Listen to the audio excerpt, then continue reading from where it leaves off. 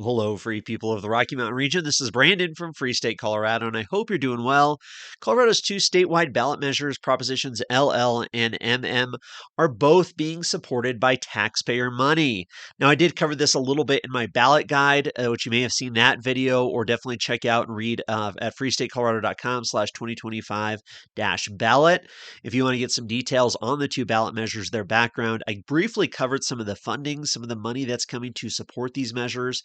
A lot of red flags here, folks. A good friend by the name of TT on X, Government Grifters, is a great account. If you're on X, you got to be following Government Grifters.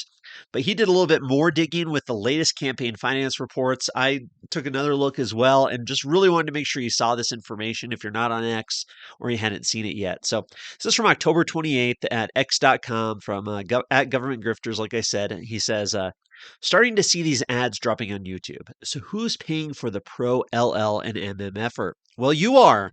Follow along to see how you're getting ripped off. So there's like a graphic there, a screenshot from some of the campaigns, these people pushing this. So one of the big PACs supporting this effort here, we'll go ahead and see if we get this big. There we go. The PAC being used for this is called Keep Kids Fed Colorado. As you can see, they've received over $739,000 in cash. Wow. So where is this big money coming from? Well, in Colorado, the Secretary of State's website is called Tracer, where you can actually trace campaign finance money, and it's very interesting stuff. So since he did his video here, there's been some, or his post, excuse me, on X, there's been some additional major contributor reports. So I'm just going to jump over here to those. So there's that Keep Kids Fed Colorado, that issue committee created by Rachel Gordon. I've talked about her before. She is one of the people that the Democrats, the left, uses here in Colorado for their organizations. New one that just popped up that came out after TT did his post. This was on 10/30/2025. $5,000 from AFT Colorado. That's a teachers union here in Colorado. A little smaller than the CEA from what I understand, but nonetheless a big teachers union. Then we got 10/29/2025. So these people are pouring money in this last week of the election. Save the Children Action Network from Washington, D.C. just sent over another $13,677 for phone calls and employee services. They're really pushing for these ballot measures. The total that they have given or given to this issue committee or contributed to this issue committee and spent here in Colorado is $149,000. Wow. It's a lot of money, folks. A lot of money. Also on 10/29, the American Heart Association, $30,000. I remember seeing some of the stuff they spent money on here in Colorado over the years. I'll have to check out the archives at freestatecolorado.com, but they've definitely played in Colorado politics. And these organizations, right, they seem great. You're like, oh, the American Heart Association, wonderful. They must be doing good work.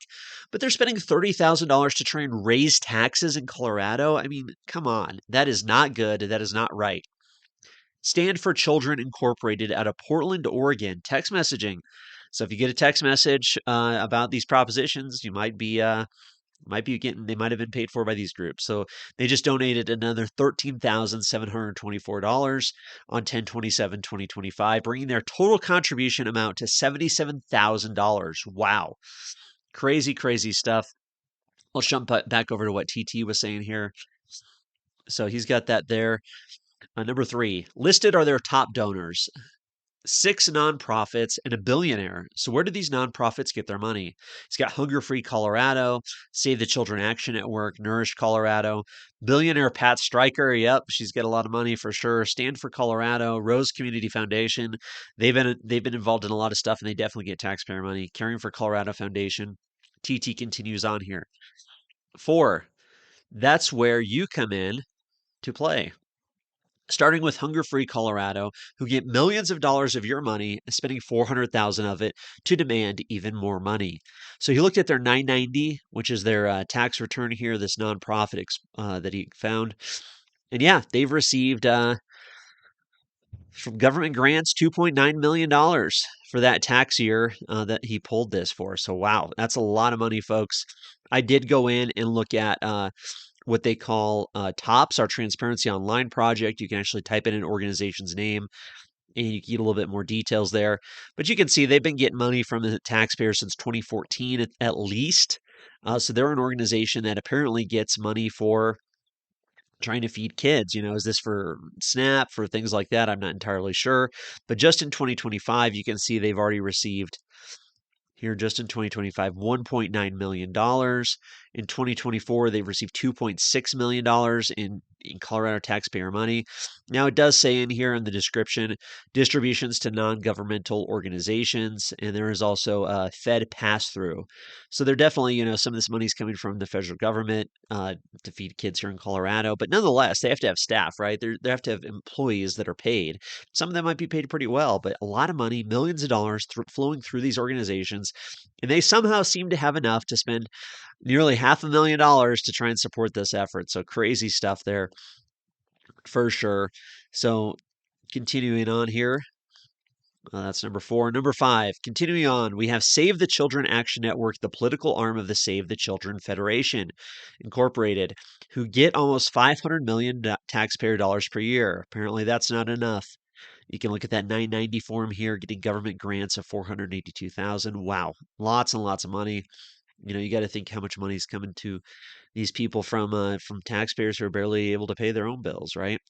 Save the Children Federation, 2023, 6.3 million. Wow, lots and lots of money. Lots of money involved in these groups, people. 6. Next, we have Nourish Colorado, who get $2.5 million in tax dollars to spend $70,000 to demand more tax dollars. He's got their 990 there. I did pull up in tops, and yeah, Nourish Colorado, I had not heard of them before, but they get a lot of taxpayer money. I mean, look at this.